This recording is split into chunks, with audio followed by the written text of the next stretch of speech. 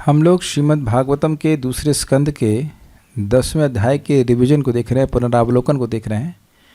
और आज इसके ऊपर मैं समझता हूँ पहला दिन है, क्योंकि एक दिन में तो पूरा नहीं हो पाएगा। देखिए, स्कंद 2 के अध्याय 9 में अंत में सुखदेव गोस्वामी जी ने कहा कि आपने जो प्रश्न किए थे कि विराट पुरुष के द्वारा लोकांतर की सृष्टि कैसे हुई, और अन्य जो प्रश्न किए थे वह मैं पुराण भागवत बोल करके कहूँगा, जिसमें 10 लक्षण से जो 10 लक्षणों से युक्त है। तो प्रश्न होगा कि वे 10 लक्षण क्या हैं, तो उसको इस अध्याय के ओपनिंग श्लोक में बोल रहे हैं। श्री शुक उवाच, मेरे साथ में बोलेगा, अत्र सर्गो विसर्गश्च स्थानम पोषणमूतयः मन्वंतरेशानुकथा निरोधो मुक्तिराश्रय। अत्र मतलब इस श्रीमद् भागवतम में, जिसको मैं आपके प्रश्नों के उत्तर के रूप में बोल रहा हूँ। इसीलिए इस अध्याय का शीर्षक है श्रीमद् भागवतम सभी प्रश्नों का उत्तर है, सभी रेलेवेंट प्रश्नों का उत्तर है। दूध का क्या रेट है ये सब नहीं बताया गया इसमें, लेकिन जो एक मर्त व्यक्ति जो मरणशील है उसके लिए जो पूछे जाने योग्य प्रश्न है, उन प्रश्नों का उत्तर भागवत में है। सर्ग मतलब भगवान के द्वारा, भगवान महाविष्णु के द्वारा प्राकृतिक तत्वों की सृष्टि। विसर्ग मतलब ब्रह्मा जी के द्वारा चराचर जीवों की सृष्टि, उनके शरीरों की सृष्टि। स्थानम मतलब स्थिति मतलब वैकुंठ विजय। सृष्टि जब हो जाती है तो भगवान वैकुंठ, भगवान विष्णु का उत्कर्ष अन्यों से अर्थात शिव जी और ब्रह्मा जी से इस दृष्टि से कि वो पालन करते हैं।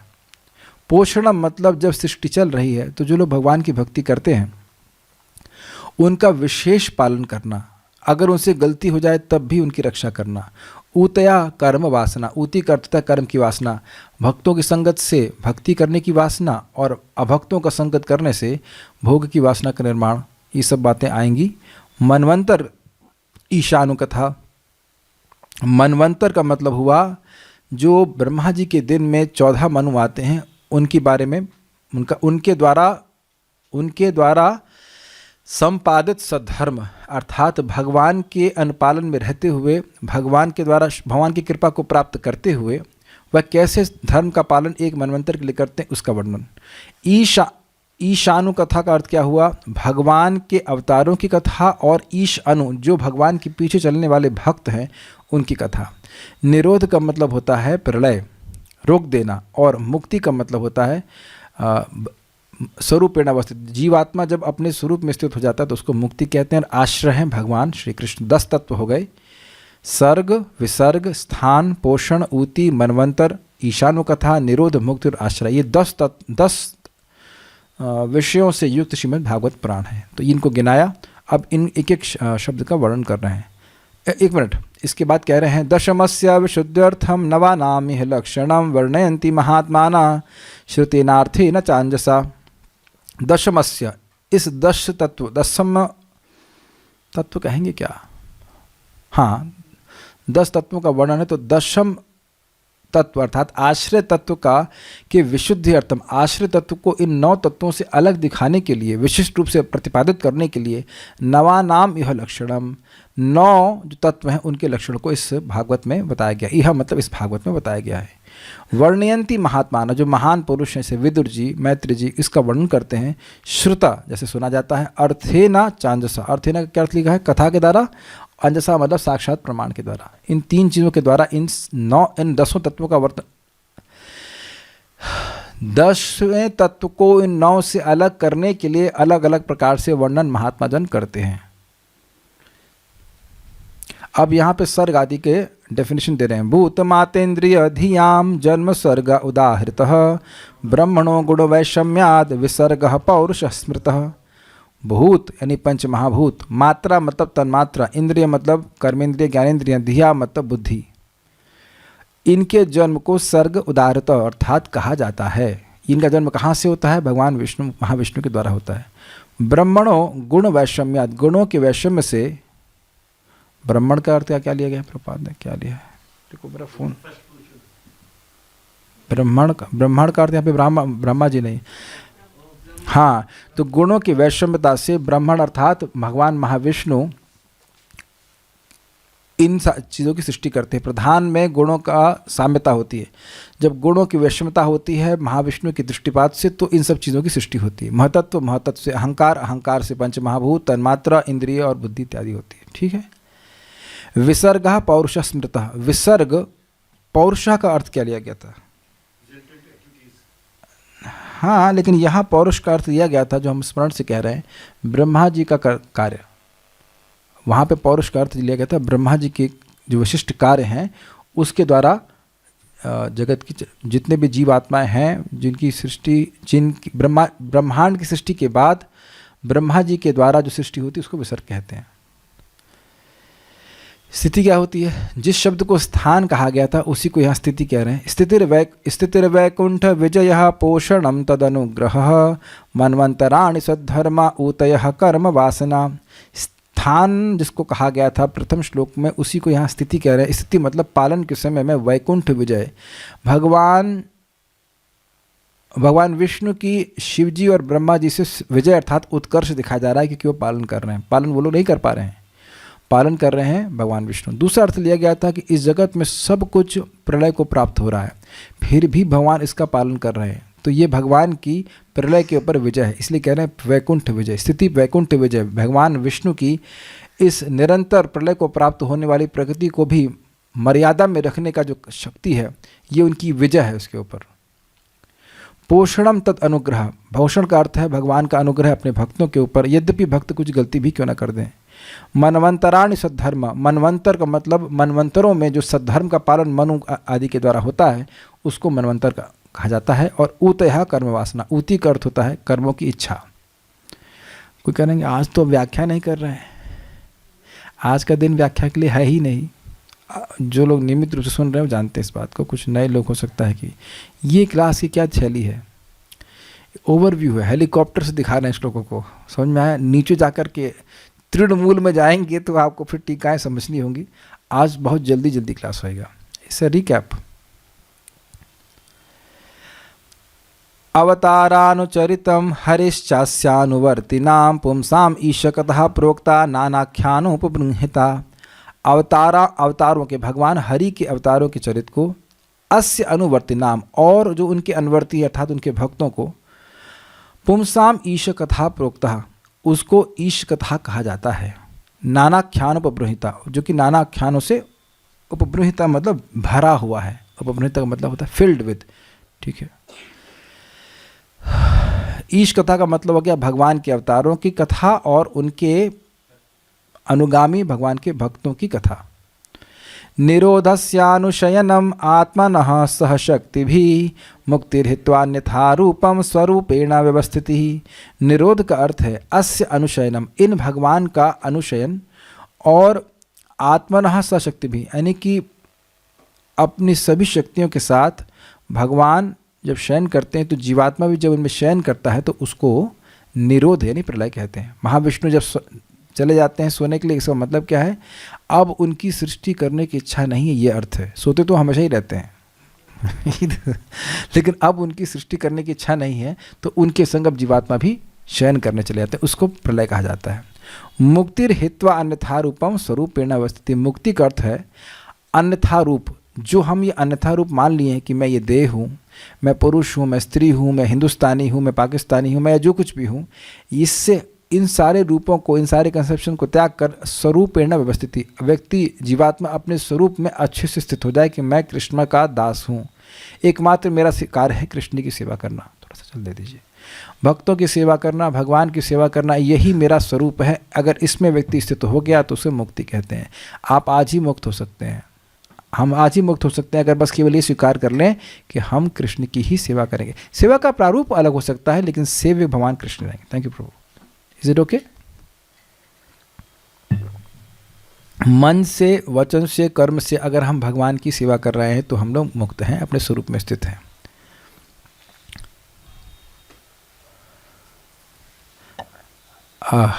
ये श्लोक बड़ा कठिन सा लग रहा है। आभासश्च निरोधश्च यतोस्य अध्यवसीयते स आश्रय परम ब्रह्मन् परमात्मेति शब्दते। ये क्या है भाई? एक मिनट रुकिएगा, अभी तो बहुत दिन से पारायण नहीं किया है तो याद भी नहीं है।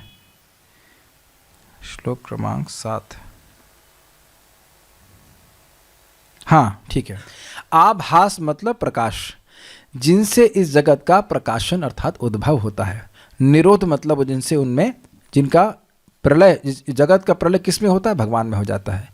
यह तो अध्यवसीयते, अध्यवसीयते का अर्थ क्या लिया गया है भाई?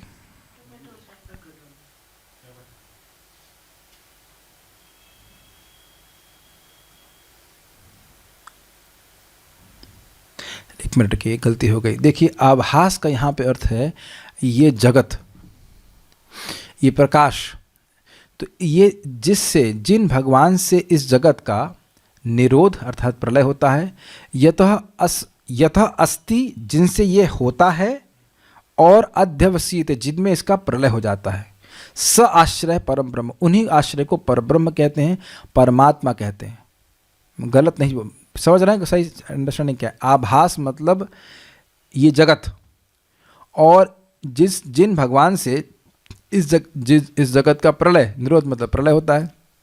यथा अस्ति जिनसे जिनकी वजह से ये है अर्थात वर्तमान है, और अध्यवसीयत जिससे ये प्रकाशित होता है और होता है, तो वह आश्रय है। बेसिकली बात सिंपल है, जिन भगवान से जगत आता है, ये रहता है और प्रलय हो जाता है, उनको आश्रय तत्व कहते हैं, जो सभी के आश्रय हैं। ठीक है। अब इसी आश्रय तत्व को और क्लियर करने के लिए कुछ बातें और बता रहे हैं। यह आध्यात्मिको यम पुरुषः सोसा व एवाधिदैविकः यस्तत्रो भय विच्छेदा पुरुषो ही आदि भौतिक। यह तो बड़ा ही कठिन है भाई। यह आध्यात्मिको अयम पुरुष, जिसको आध्यात्मिक पुरुष कहते हैं, सो असौ एव आदि दैविक, वही आदि दैविक है। ओहो। यह तत्र उभय विच्छेद, जो वस्तु इन दोनों का विच्छेद करती है, उसको आदि भौतिक पुरुष कहते हैं। हाँ, ये तो समझ में आ ही गया होगा, भूल ही गए होंगे सब। आध्यात्मिक पुरुष वह है जो दृष्टा जीव है, जो अपनी पहचान देह से कर रहा है, जो और समान अर्थों में सूक्ष्म इंद्रिय, सूक्ष्म शरीर को आध्यात्मिक पुरुष कहा जा रहा है। मेरा मन कर रहा है आइसक्रीम खाने का, किसका कर रहा है? कोई है जिससे पहचान हम अपने कर रहे हैं। आत्मा का तो आइसक्रीम खाने का मन नहीं करता है, तो है ना कोई व्यक्ति जिससे हम अपनी पहचान कर रहे हैं। उसने बड़ा बड़ा अपमान किया है। किसका अपमान किया? तो अब समझ में आया ना कि वो सूक्ष्म शरीर है, उसी से हम पहचान किए बैठे हुए हैं, तो वो पुरुष की तरह है कि नहीं? मैं समझा पा रहा हूं? वैसे मैं समझा भी नहीं पा रहा हूं, इन द सेंस ये बड़ा कठिन बात है। इसको भक्ति ठाकुर जी मनेर मानुष कहते हैं। हमारा मन है, उसको वो एक व्यक्ति की तरह हम उससे पहचान करने लग जाते हैं। हमको ये सब्जी अच्छी लगती, किसको अच्छी लगती? किसको अच्छी लगती? मन को। लेकिन हम क्या बोल रहे हैं? हमको अच्छी लगती। तो उस ऐसे बिल्कुल मान लो जैसे वो व्यक्ति ही हो गया ना। अब यहाँ सब बातें समझाने में थोड़ी कठिनाई होगी, क्योंकि सब बहुत ज़्यादा विषय चर्चा किया गया था, ये एक झटके में तो हम नहीं समझा पाएंगे। लेकिन इतना बात समझाई गई थी कि वह देह अभिमानी जीव, या देह का अभिमान, जो जीव का अभिमान है कि मैं ये देह हूँ, इस और समान शब्दों में सूक्ष्म शरीर। और आदि दैविक क्या है? वह देवताओं का अंश जो हमारी इंद्रियों को नियमित करता है, वो देवताओं का अंश, उसे आदिदेव कहते हैं। और इन दोनों को अलग करने वाला है ये देह, भौतिक देह। ये दिख रहा है ना, इसको भी तो हम माने बैठे हैं कि हम ये हैं, तो ये भी एक पुरुष जैसा दिख रहा है कि नहीं? ये भी एक व्यक्ति दिख रहा है देह। तो ये आदि भौतिक देह है, जिसके द्वारा से आदि दैविक देवता, सूक्ष्म शरीर, इन तीनों की एक त्रिपुटी, ट्रायंगल बन रहा है। अगर सूक्ष्म इंद्रिय ना हो तो कंट्रोल किसको करेगा वो? अगर देवता ना हो तो सूक्ष्म इंद्रियां और स्थूल शरीर भी कार्य नहीं करेगा, और स्थूल शरीर हो ही नहीं तो सूक्ष्म इंद्रिय को लेकर करेगा क्या देवता? हाँ, किस पे कार्य करेगा? तो तीनों की आपस में इंटरडिपेंडेंस है, परस्पर सापेक्षता है।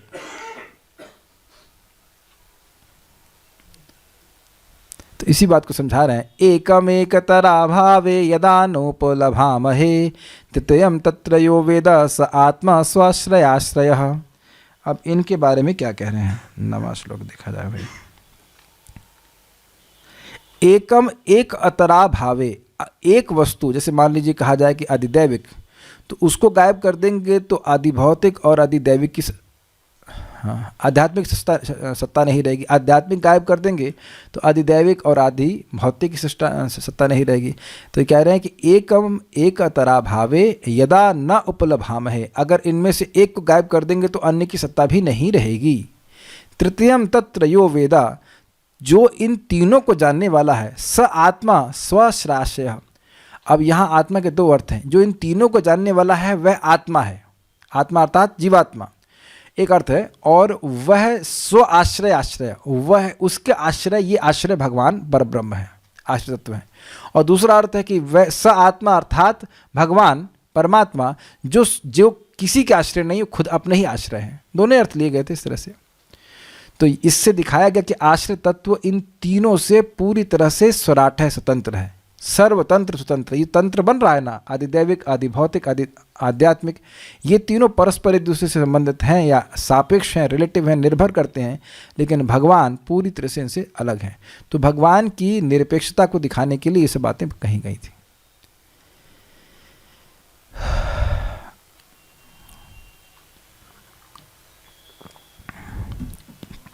अब ये 10वां श्लोक क्यों कह रहे हैं?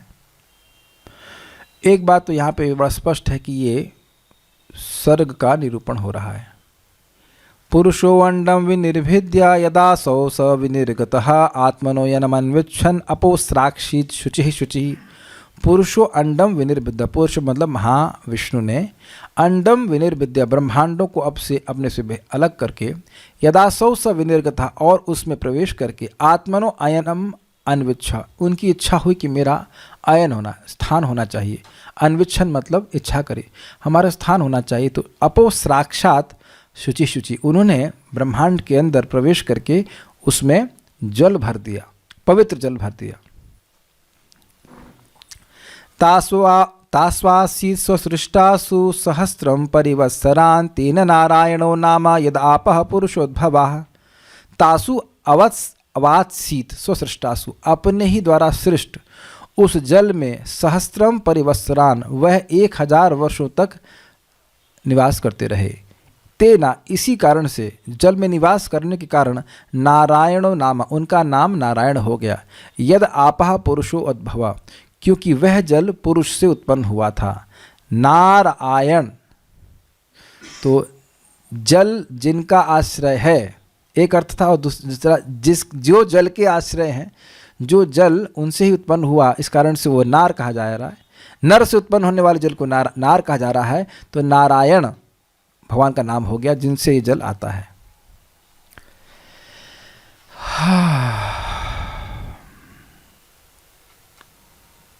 अब यहाँ बता रहे हैं कि भगवान के अनुग्रह से ही सारी वस्तुओं की सत्ता निर्भर करती है।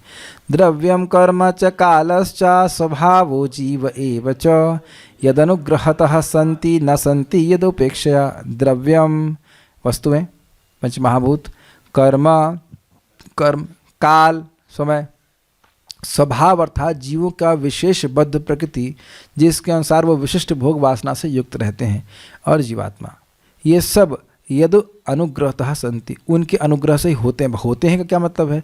होते हैं का अर्थ है कि उनके अनुग्रह से वे कार्य करते हैं।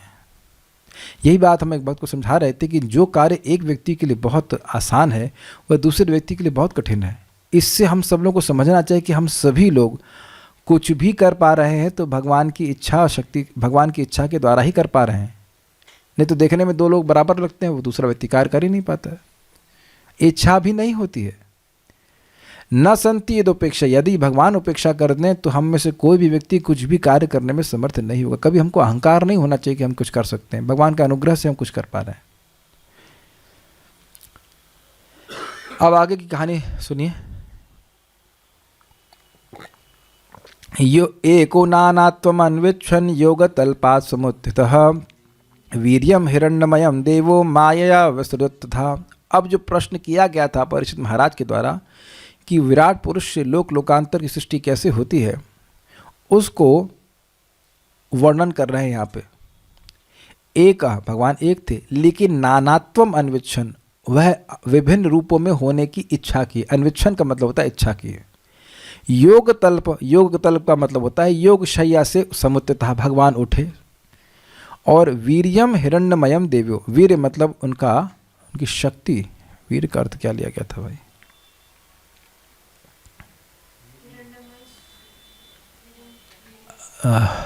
वीर का, अरे श्लोक क्रमांक 13, वीर्यम का अर्थ हाँ वीर लिखा हुआ है। हाँ, वहाँ लिया गया था अर्थ कि अंडे के रूप में, हिरण्यमय मतलब सोने के अंडे के रूप में, वीर कहाँ पे अंड का अर्थ लिया गया था।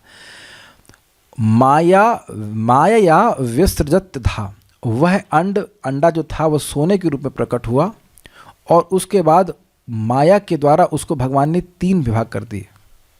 वो 3 विभाग क्या हैं? आदि भौतिक, आदि दैविक, आध्यात्मिक। ये देखिए आएगा भी।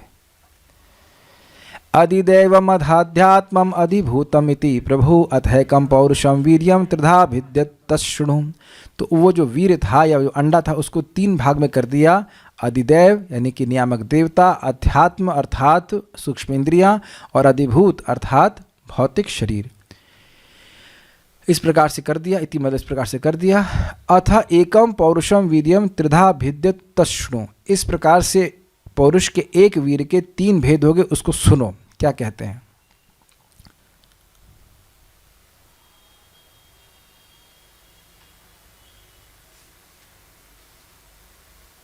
ठीक है, इधर था। अब इसके बाद क्या कह रहे हैं? हाँ, अब जो श्लोक आएंगे उसमें आदिदैव, अध्यात्म और अधिभूत का वर्णन होगा। कैसे विभिन्न प्रकार के अधिदैव, विभिन्न प्रकार के अधिभूत और विभिन्न प्रकार के आध्यात्मिक सृष्टि हुई। एकदम से मैं भी भूल गया था कि श्लोक कहाँ से आ गया।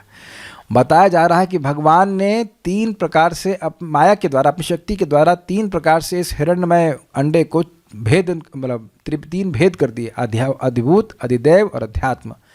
आपने पूछा था कि विराट पुरुष से लोकांतर की सृष्टि कैसे हुई, तो कह रहे हैं कि भाई 3 भाग में कर दिया, अधिदैव, अधिभूत और अध्यात्म। तो अब उसका विभाजन कैसे कैसे किया भगवान ने, यह बता रहे हैं। अंतः शरीर आकाशात् पुरुषश्च विचेष्टितः ओजसहो बलम यज्ञे ततः प्राणो महान असु। भगवान के अंतः शरीर में आकाश था, उससे पुरुषस्थ विचेष्टता, उन पुरुष की विचेष्टा, कार्य करने की इच्छा हुई। तो उससे क्या प्रकट हो गए? ओजह। ओज का अर्थ क्या लिया गया बताइए?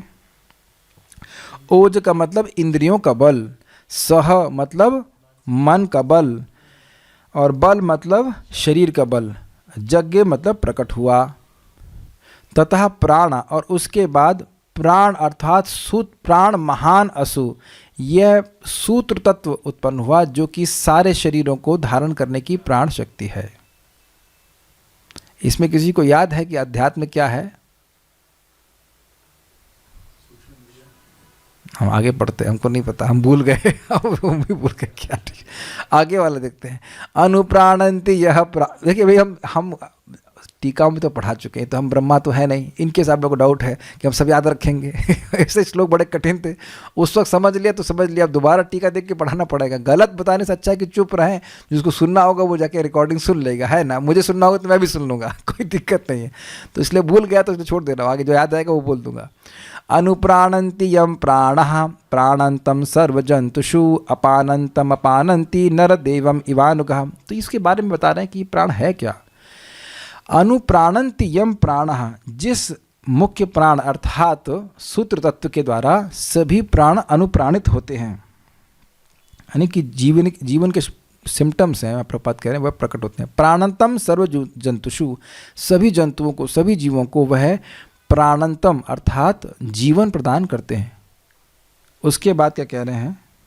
अपानंतम अपानंती नरदेवम इवानुगा, जब यह प्राण रुक जाते हैं तो यह सभी लोग मर जाते हैं, जैसे राजा के पीछे सारे उसके अनुचर चलते हैं। आगे बढ़ते हैं, अब थोड़ा क्लियर समझ में आएगा। प्राणिनाक्षिप्ता शत्रुड अंतरा जायते विभो पिपासतो जक्षतश्च प्रांगमुखम निरभिद्यत। उस प्राण के कारण प्राणे न आक्षिप्ता, जब प्राण व्यथित हुए तो शुत और तृण, शुत मतलब भूख और तृण मतलब प्यास, अंतरा जायते विभो, उन भगवान के उन विराट पुरुष के अंदर में प्राणों के डिस्टर्ब होने से भूख और प्यास उत्पन्न हो गई। तो भूख और प्यास हो गई इंद्रिय विषय। पिपासतः जक्षतः, पिपासा मतलब प्यास, प्यास की इच्छा, और जक्षतः मतलब खाने की इच्छा, प्यास की इच्छा नहीं, प्यास बुझाने की इच्छा, और जक्षतः मतलब खाने की इच्छा उत्पन्न हो गई। और प्रांग मुखम निर्भिद्यता, और उसके बाद सबसे पहले उनका मुख प्रकट हो गया। मुखतस्तालु निर्भिन्नम जिह्वा तत्रोपजायते ततो नानारसो यज्ञे जिह्व्या योधिगम्यते। मुख और तालु निर्भिन्न, निर्भिन्न मतलब प्रकट हुए, है ना, उत्पन्न हुए। जिह्वा तत्रोपजायते, उसके बाद जिह्वा वहाँ पे उत्पन्न हो गई, तो जिह्वा उत्पन्न हो गए। ततः नाना रसो यज्ञ, उसके बाद नाना प्रकार के रस प्रकट हुए जो कि उनके अधिभूत हो गए, जो उनके इंद्रिय विषय हैं, इंद्रिय विषयों को अधिभूत कहा जाएगा। जिह्वायो अधिगम्यते, जो जिह्वा के द्वारा प्राप्ति की जाते हैं। मैं केवल अनुवाद कर रहा हूँ, डिटेल पढ़ने के लिए आपको टीका पढ़ना पड़ेगा। खाली बात जनरली रिवाइज की जा रही कैसे विराट पुरुष के द्वारा विभिन्न शरीर, विभिन्न प्रकार के अधिदेव अध्यात्म अधिभूत प्रकट हुए। विवक्षोर्मुख तो भूमनो वह निर्वाग व्याहृतम तयो जले चैतस्य सुचिरम निरोधः समजायत। विवक्षा, विवक्षा का मतलब हुआ जब उनको बोलने की इच्छा हुई तो मुखतः उनका मुख प्रकट हुआ। भूमना मतलब महान विराट पुरुष का मुख प्रकट हो गया। वह निर्वाग व्याहृतम तयो, वहनी मतलब अग्नि, वाग मतलब वाणी, व्याहृतम तयो यानी कि अग्नि यानी कि वाणी के नियामक देवता, और वाणी, वाग मतलब वाणी, और व्याहृतम मतलब विभिन्न प्रकार की जो बातें बोली जाती हैं वह सब प्रकट हो गए, जो इन दोनों के अधीन रहती हैं, यानी कि देवता, नियामक देवता अग्नि और इंद्रिय, बोलने की इंद्रिय के अंतर्गत रहती हैं। मुझे पता है ऊपर से जा रहा है, क्या करूं बताइए। अब दोबारा टीका तो नहीं पढ़ा सकता, क्या करा जाए। अब इसका रिवाइजन किया भी जाए या नहीं किया जाए हमको नहीं पता, लेकिन हम कर्तव्य बुद्धि से जरूर कर दे रहे हैं भाई। ये सब कब हुआ? जले च एतस्य सुचिरम निरोध समझायता। बहुत समय तक भगवान चुप बैठे रहे थे जल में, तो अब जब उनकी बोलने की इच्छा हुई तो बेसिकली जब बोलने की इच्छा हुई तो अग्नि और बोलने की इंद्रिया और बोलने का विषय यानी वाणी वह सब प्रकट हो गया। अब तो समझ में आ रहा है, इजी। नेक्स्ट, अब वह कुछ सूंघना चाहते हैं। नासिके निरभिद्येतां दोधूयति न भस्वती तत्र वायुर्गंधवहो घ्राणो नसि जिजिक्षुतः। अब यह क्या कह रहे हैं? नासिकें, नासिका मतलब दोनों नथुने प्रकट हो गए। दोधूयति नभस्वती, दोधूयति मतलब होता है उसमें से हवा बहुत तीव्रता से प्रवाहित हो रही थी, और नभस्वती का मतलब हवा, श्वास ऐसे करके बहने लगी। तत्र वायुर गंधवहो, वहाँ पर वायु और गंधवो मतलब गंध का वहन करने वाली जो देवता है, यही कहना अर्थ होगा, तो वह प्रकट हुए। और घ्राणो नसी जिक्षतः, जब सूंघने की उनकी इच्छा हुई तो इस प्रकार से उनकी नाक प्रकट हो गई। नसी का, घ्राण का मतलब है घ्राणेन्द्रिय प्रकट हो गई। अब उनकी देखने की इच्छा हुई। यदात्मनि निरालोकम आत्मानं च दिदृक्षतः निर्भिन्ने ही अक्षणी तस्या ज्योतिश्चक्षुर्गुणग्रह। यदात्मनि, जब भगवान की आत्मनि अपने में, निरालोकम जब भगवान ने अपने में अंधकार देखा, आत्मानं च दिदृक्षतः और अपने को देखने की इच्छा हुई, निर्भिन्ने ही अक्षणी तस्य उनकी आँखें प्रकट हो गईं, ज्योति चक्षुर्गुणग्रह और उसके नियामक देवता भी प्रकट हो गए, और उसके चक्षु मतलब गोलक भी प्रकट हो गया, गुणग्रह मतलब उसके इंद्रिय के विषय भी प्रकट हो गए। अब सुनने के बारे में बात हो रहा है। बुद्धिमानस्य ऋषिभिर आत्मनस्तज्जिजिक्षुतः कर्णौ च निरभिद्येतां दिशा श्रोत्रम गुणग्रह। जब भगवान ऋषियों के द्वारा बुद्धिमान अर्थात उनका गुणगान गाया गया तो उसको सुनने की उनकी इच्छा हुई।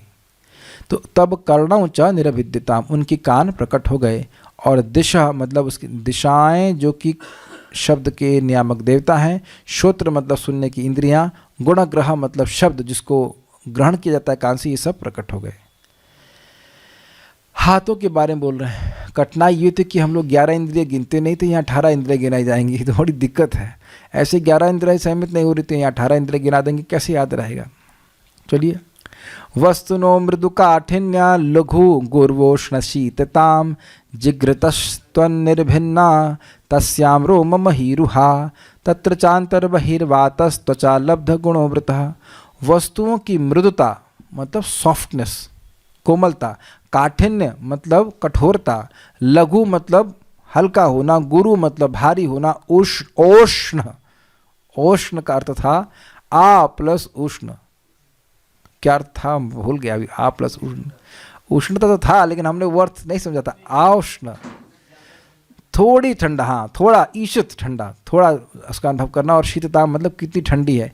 यह सब जिजिक्षुता, यह सब अनुभव करने की इच्छा हुई तो त्वंग निर्भरना, उसके द्वारा त्वचा का प्राकट्य हुआ। तस्याम रोम महीरुहा, और उसके नियामक देवता नहीं, और रोम प्रकट हुए। और महीरुहा, एक मिनट देख लेते हैं भाई। और महीरुहा मतलब वृक्ष, तो वृक्ष है वह अधिष्ठाता देवता है, ठीक है।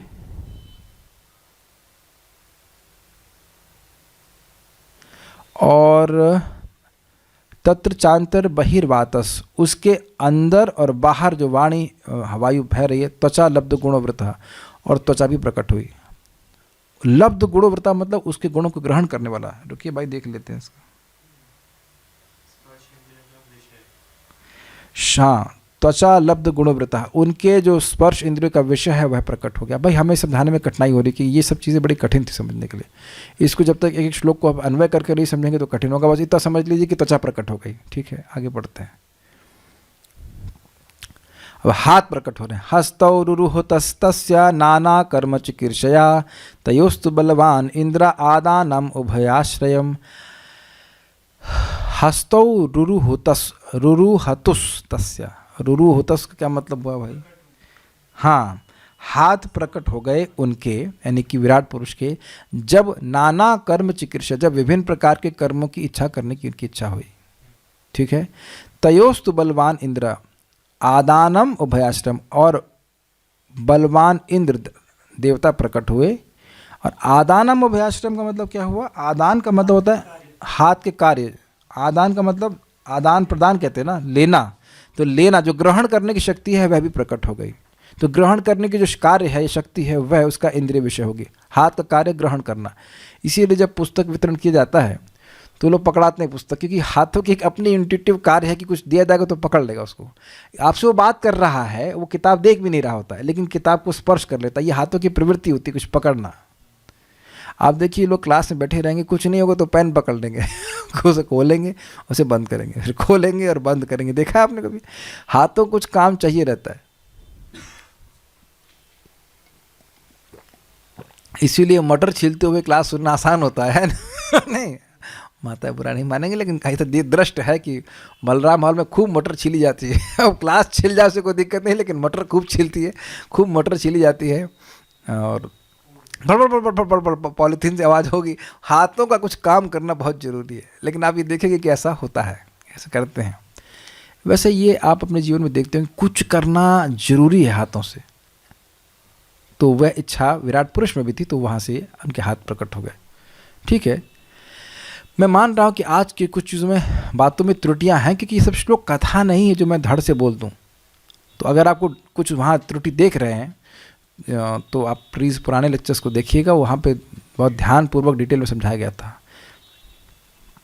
गतिम जिगीषितः पादौ रुरुहाते भी कामिकाम पदभ्याम यज्ञ स्वयं हव्यम कर्म भी क्रियते इंद्रिभिः। गतिम जिगीषितः, जब जाने की जिगीषितः अर्थात इच्छा हुई, तो पादौ रुरुहाते, दोनों पांव प्रकट हो गए। कहाँ जाने की इच्छा।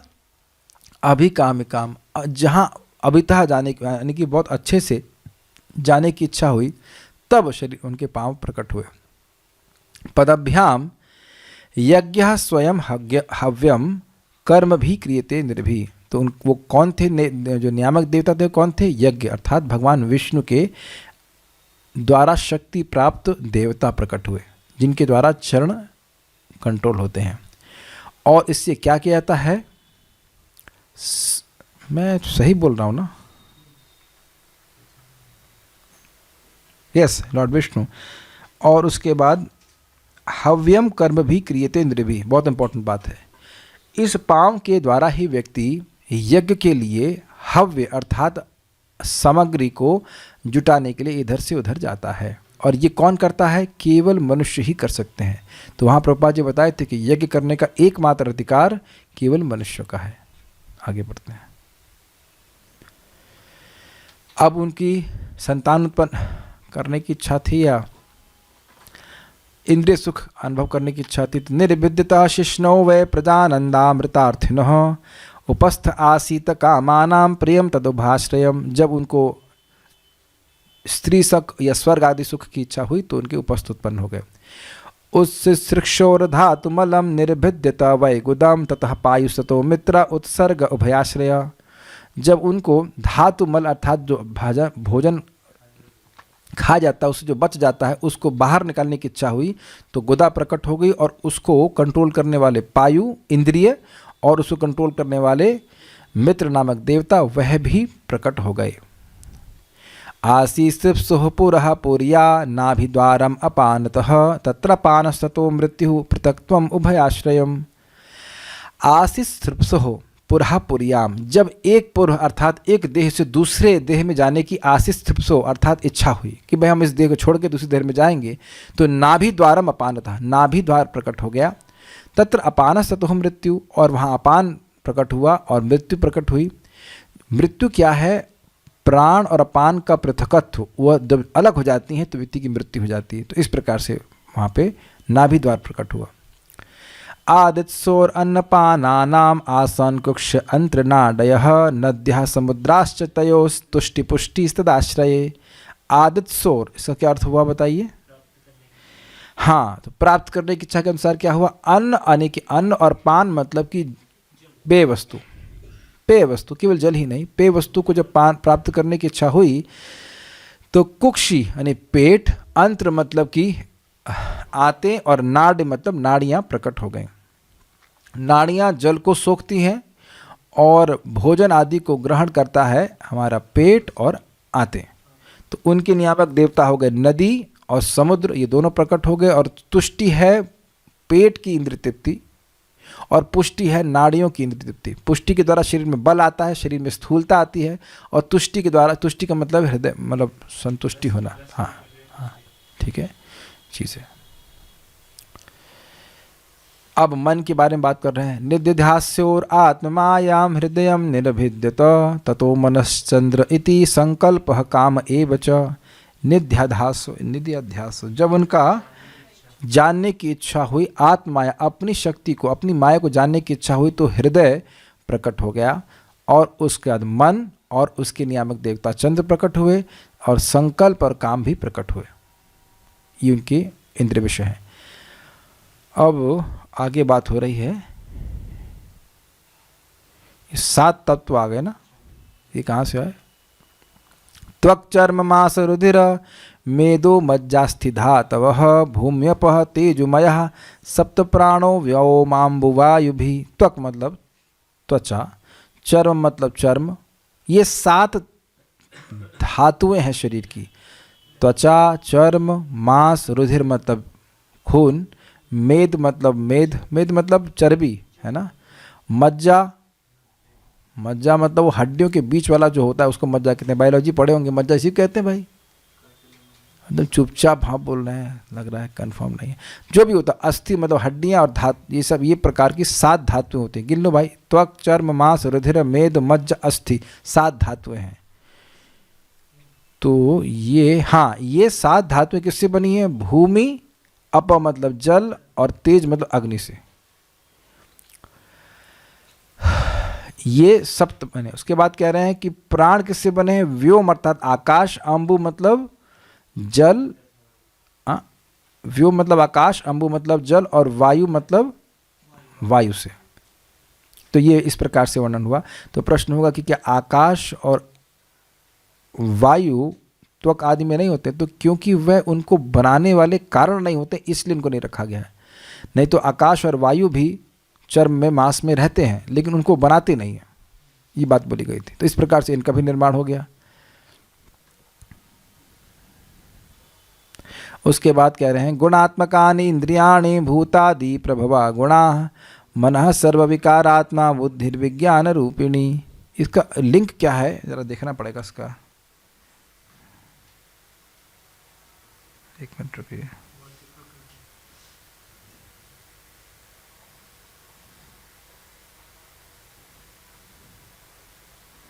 मैं लिंक तो बिल्कुल भूल गया हूँ। इतनी बात समझ में, जो श्लोक है वो समझ में आ रहा है। गुणात्मकानि इंद्रियाणि, गुणात्मकानि इंद्रियाणि। गुणात्मक मतलब इंद्रियां गुण अर्थात अपने विषयों से आसक्त, उसमें लिप्त रहती। इंद्रियां हमेशा अपने इंद्रिय विषयों को ढूंढती रहती हैं। आंखें कुछ देखने के लिए ढूंढती हैं, कान कुछ सुनने के लिए रहते हैं, ऐसे करके रहता है। भूतादि प्रभवा गुणा, भूतादि का मतलब था अहंकार। अहंकार से ही गुणा अर्थात इंद्रिय विषय प्रकट होते हैं। मनः सर्व विकारात्मा, मन ही सारे विकारों का स्वरूप है। बुद्धि विज्ञान रूपणी, और बुद्धि डिस्क्रिमिनेशन का कार्य करती है कि ये चीज़ सही है या गलत है। मन में विकार आते रहते हैं, ये अच्छा है, ये बुरा है, ये अच्छा है, बुरा, लेकिन ये इसको लेना है, इसको नहीं लेना है। लेकिन बुद्धि जो है विज्ञान रूपणी, अर्थात वह डिस्क्रिमिनेशन करती है कि भाई ये चीज़ सही है कि नहीं है। उसके बाद कह रहे हैं कि ये सब हमने आपको बताया विराट पुरुष से कैसे लोक लोकांतर की सृष्टि हुई। एतद भगवतो रूपम स्थूलम ते व्याहृतम मया महीयादिभिश्च आवरणैर अष्टभिर बहिरावृतम। इस प्रकार से भगवान के स्थूल रूप को मेरे द्वारा आपको कहा गया, जो कि मही आदि भी यानी कि पृथ्वी आदि के द्वारा जो आवरण है उससे वो ढका हुआ है। आप जानते हैं ब्रह्मांड को ही विराट पुरुष के रूप में सोचा जा रहा है। विराट पुरुष को व्यक्ति नहीं है, एक कल्पना की जा रही है कि ये जो जितने भी 14 भुवन हैं वह विराट पुरुष के विभिन्न अंग हैं। तो अब अगर ये कहा जाए तो ये सारे 14 भुवन जो है घिरे किससे हैं? वो तो पृथ्वी तत्व से घिरे हैं कि नहीं, पहला आवरण। उसके बाद जल, उसके बाद वायु, उसके बाद अग्नि, उसके बाद वायु, उसके बाद आकाश, उसके बाद और ऐसे मिला करके 8 तत्व, मन बुद्धि अहंकार, ऐसे करके 8 आवरणों से ये विराट पुरुष ढका हुआ है। इसीलिए कह रहे अष्टभीर बहिरावृतम, 8 आवरणों से बाहर रूप से ढका हुआ है। ये क्लियर समझ में आ गया? ठीक है। तो ये भगवान के स्थूल रूप का वर्णन किया गया। ओहो, हमको समझ नहीं आ रहा है कि अब तक सब लोग भागे क्यों नहीं। इतना पेशेंस है आप लोग संग? अरे आने तो दीजिए। अतः परम सूक्ष्मतमम अव्यक्तम निर्विशेषणम अनादि मध्य निधनम नित्यवांग मनसः परम। तो जिस प्रकार से यहाँ पे स्थूल रूप की धारणा की जाती है, मैंने बताया, उसी प्रकार से सूक्ष्म रूप की धारणा भी की जाती है। विराट पुरुष के सूक्ष्म रूप की धारणा की जाती है। अतः परम सूक्ष्मतमम, जो श्रीधर स्वामी अर्थ लेते मैं उसके हिसाब से बता रहा हूँ कि इससे परे भी एक सूक्ष्म रूप की धारणा है जो अव्यक्त है, अर्थात इंद्रियों के सामने व्यक्त नहीं है। निर्विशेष मतलब उसका कोई विशेष रूप नहीं है। अनादि मध्य निधनम, न तो उसकी शुरुआत है, न उसका मध्य है, और ना ही कभी उसका अंत होता है, यानी शाश्वत है। और नित्यम मतलब शाश्वत है। वांग मनसः परम, वाणी और मन के परे, ऐसी धारणा भी करते हैं लोग। लेकिन ये दोनों ही रूप भगवान के दिव्य रूप नहीं है। इसीलिए कह रहे हैं अमुनि भगवद रूपे माया ते ही अनुवर्णित, अमुनि भगवते रूपे, अमुनि भगवद रूपे मया ते ही अनुवर्णिते उभे अपि न गृह्णन्ति माया सृष्टि विपश्चितः। बहुत अच्छी बात है। अमुनि भगवत रूपे, ये दोनों स्थूल और सूक्ष्म रूप भगवान के मया ते ही अनुवर्णित, जो मेरे द्वारा आपको अनुवर्णित किए गए हैं। उभे अपि न गृह्णन्ति, उन दोनों को ही नहीं ग्रहण किया जाता है। माया सृष्टि, क्योंकि वे मायिक सृष्टि हैं। विपश्चितः अर्थात भगवान के भक्तों के द्वारा जो वास्तविक रूप से भगवान के तत्व को समझने में समर्थ है। मुझे लगता है कि आज ही हो जाना चाहिए पूरा। अब वह बता रहे हैं कि भगवान कैसे इस जगत की सृष्टि, स्थिति और पालन करते हैं। यह प्रश्न का कौन से प्रश्न का उत्तर था भाई? हम अब सब भूल गए कौन से प्रश्न। ये कुछ बात कह रहे हैं ना कि क्यों ऐसा कह रहे हैं, किसी को याद है? जब टीचर को ही याद नहीं तो स्टूडेंट को क्या रहेगा इतना। इसीलिए रोज पारायण करना चाहिए, लेकिन यहाँ समय के अभाव में पारायण ना होने से सब बात याद नहीं रहती कि क्यों ये बात बोल रहे हैं। अब वहाँ देख लीजिएगा कि क्यों बात बोल रहे हैं। चलिए श्लोक समझा दे रहा हूँ। स वाच्य वाचकतया भगवान ब्रह्म रूप धृक् नाम रूप क्रिया धत्ते सकर्मा कर्म कह परम।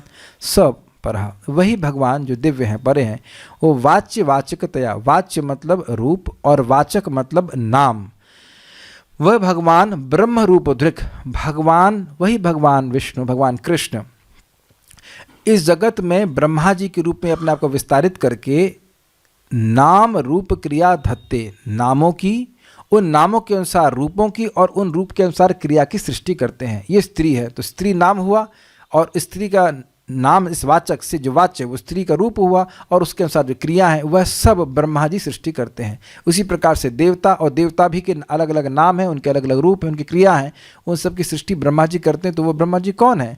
भगवान का ही विस्तार है। तो कह रहे हैं सकर्मा अकर्म कहा परा। हाँ, याद आ गया। कोई कहे कि भाई भगवान इतना सब कार्य करके फंस नहीं जाते, इतनी सृष्टि कर रहे हैं, इतनी इंद्रियों की सृष्टि कर रहे हैं, भाई यहाँ तो इंद्रियों को लेकर के व्यक्ति फंस जा रहा है, तो क्या भगवान फंस नहीं जाते? कहते ना फंसते नहीं, वह लिप्त नहीं होते, वह अकर्म कहा सकर्मा अकर्म कहा परा। भगवान पूरी तरह से अकर्मक हैं, अर्थात वो कोई कार्य नहीं करते हैं, फिर भी सकर्मा ब्रह्मा जी होकर बहुत सारे कार्य करते हैं। तो भगवान लिप्त नहीं होते, सीधे सीधे सृष्टि में लिप्त नहीं होते हैं। अब कौन कौन से लोगों के नाम रख रहे हैं तो उनका उदाहरण दे रहे हैं। प्रजापतिन मनुन देवान ऋषिन पितृगणान पृथक सिद्धचारण गंधर्वान विद्याध्रासुर गुह्यकान किन्नराप्सरसो नागान सर्पान किम पुरुषान नरान मातृक्षः पिशाचांश्च प्रेतभूत विनायकान कुष्मांडोन्मादवेतालान यातुधानान गृहान अपि खगान मृगान पशून वृक्षान गिरेन्द्रपो सरीसृपान द्विविधाश्चतुर्विधा येन्ये जलस्थलनभौकसः कुशला कुशला मिश्रा कर्मणां गतयस्त्विमः।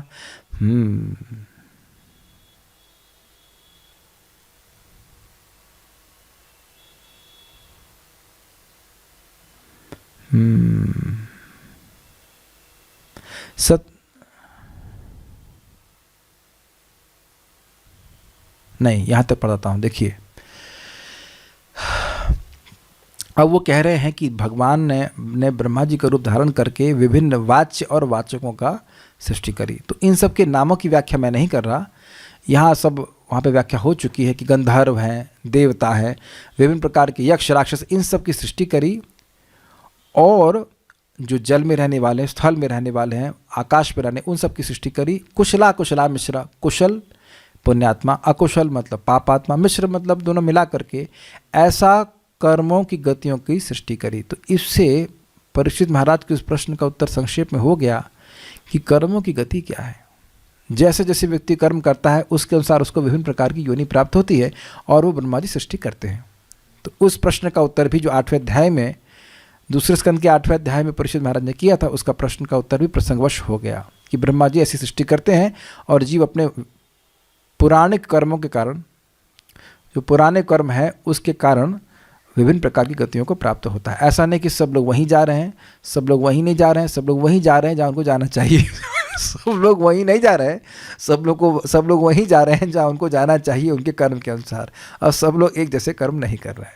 ठीक है, ये बात अच्छी है। अगर कोई बोले ना सब लोग वहीं जा रहे हैं, कहते हैं हाँ वहीं जा रहे हैं, लेकिन जहाँ उनका कर्म ले जा रहा है वहीं जा रहे हैं, सब लोग एक जगह नहीं जा रहे हैं। आगे समझा रहे हैं, सत्वम रजस्तम इति तिस्रः सुरंद्र नारकाः तत्रापि एकैकशो राजन् भिद्यन्ते गतयस्त्रिधा यदैकेकतरो नाभ्याम स्वभाव उपहन्यते। सत्व, रज और तम, सत्वगुण, रजोगुण, तमगुण, इस प्रकार से 3 गुणों के प्रभाव में 3 गतियां हैं। सुर मतलब देवताओं की, जो सत्वगुणी है वो देवता, रजोगुणी है इंसान और तमोगुणी है नारकीय प्राणी। तत्रापि एकैकशो राजन् भिद्यन्ते गतयस्त्रिधा। अब उसमें भी 3 विभाग हो जाते हैं। मान लो देवताओं में कुछ तमोगुण रजोगुण का प्रभाव हो गया तो वह अब 3 प्रकार के देवता हो गए। मनुष्य प्राय है रजोगुणी, लेकिन उसमें कुछ भेद हो गया, ब्राह्मण अधिक सत्वगुणी हैं, क्षत्रिय थोड़े अधिक रजोगुणी, ऐसे करके भेद होते चले गए। ये बातें हो रही हैं।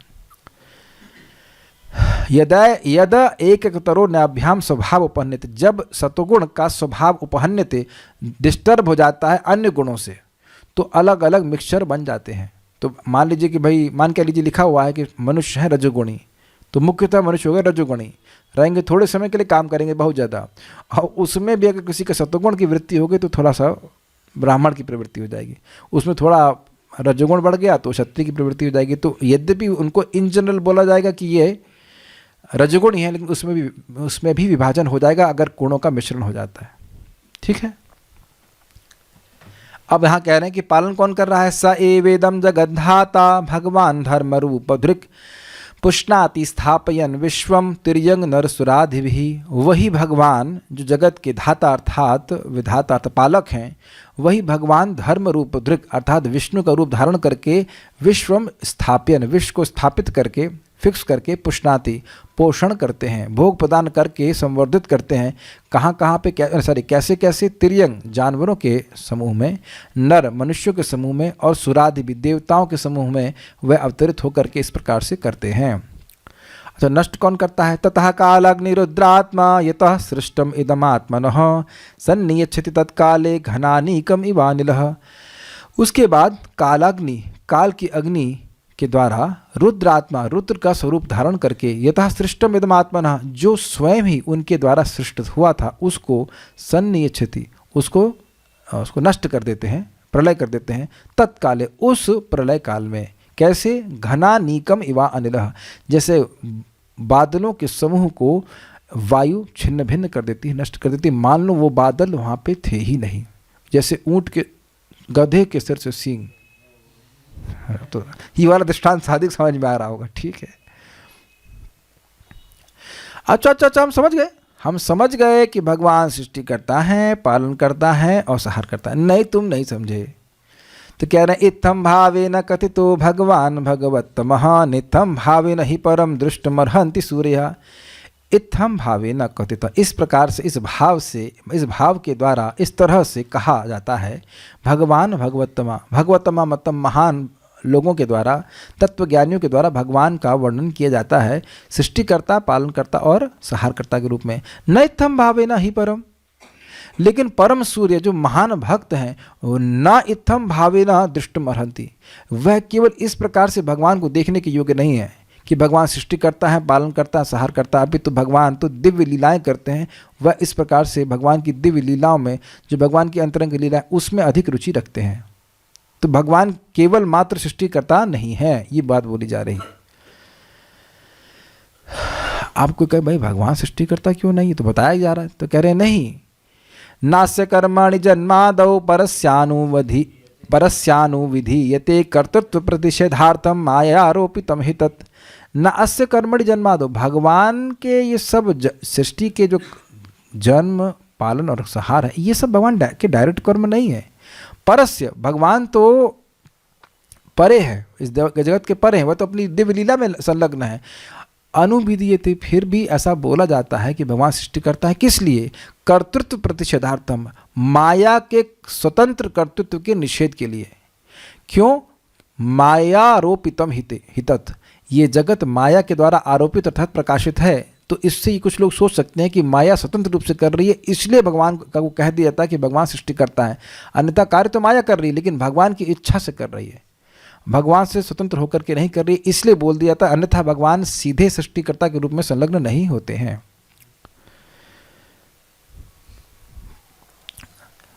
अब वो कह रहे हैं अयम तु ब्रह्मणः कल्पः सविकल्प उदाहृतः विधि साधारणो यत्र सर्गः प्राकृत वैकृतः। तो कह रहे हैं यह है ब्रह्मा जी के दिन और उनके पूरे जीवन के बारे में आपको बताया गया। इसी तरह से सृष्टि होती है, एक संक्षेप में बताया गया, और इसी प्रकार से हर समय प्राकृत सृष्टि होती है। प्राकृत सर्ग का मतलब हो गया तत्वों की सृष्टि होती है, और वैकृत मतलब ब्रह्मा जी के द्वारा भी चराचर जीवों के शरीरों की सृष्टि भी इसी प्रकार से होती है। ऐसे ग्रहण कर लेना होगा। अब वहाँ पे प्रश्न किया गया था 8वें अध्याय में कि काल की परिमाण क्या है, स्थूल और सूक्ष्म परिमाण क्या, कितना लंबा और कितना छोटा काल होता है, उसके वो बताइए, उसके लक्षण बताइए। तो उसको भी उत्तर संक्षेप में यहाँ पे दे रहे हैं। परिमाणम च कालस्य कल्पलक्षण विग्रहम यथा पुरस्ताद व्याख्यास्ये पाद्मकल्पम अथो शृणु।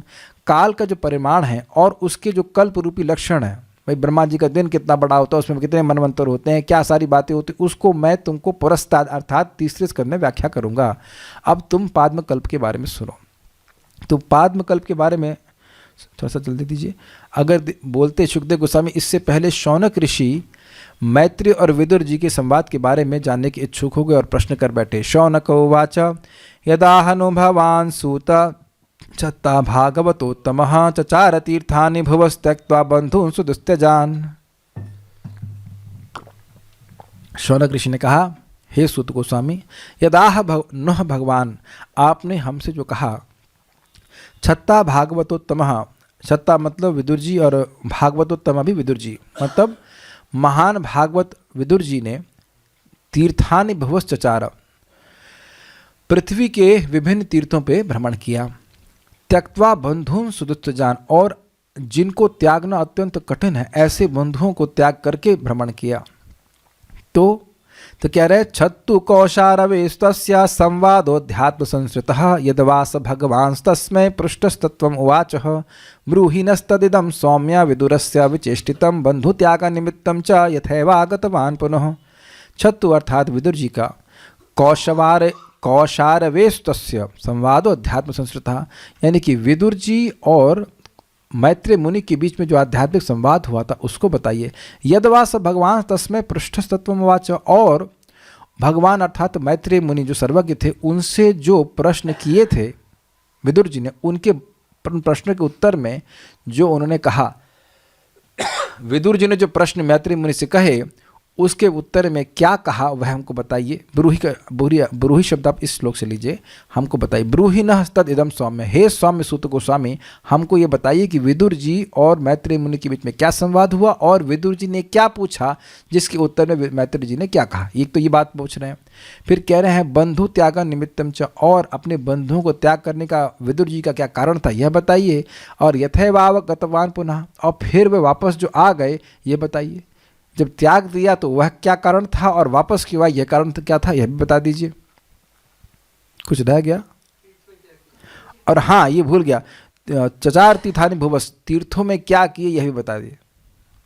तीर्थों का भ्रमण तो किए, तो किन किन तीर्थों में भ्रमण किए और क्या क्या किए यह भी बता दीजिए। छूट गया था ये बात, याद है आपको? गुड। अब सूत गोस्वामी जी कह रहे, सूत वाचा राज्ञा परीक्षिता पृष्ठो यद अवोचन महामुनि तद्वो अभिधास्ये शृणुता राज्ञः प्रश्नानुसारतः।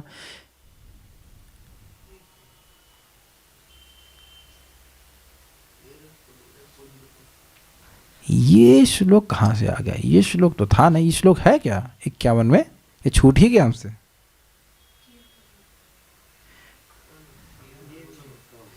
ये कहाँ से जोड़ दिया गया भाई? मैं घबरा गया, हमने कहा ये श्लोक तो आया नहीं था। एक मिनट रुकिए, गलती हो गई क्या? नहीं, ये श्लोक जो बनाने वाले थे अपने मन से कुछ जोड़ दी।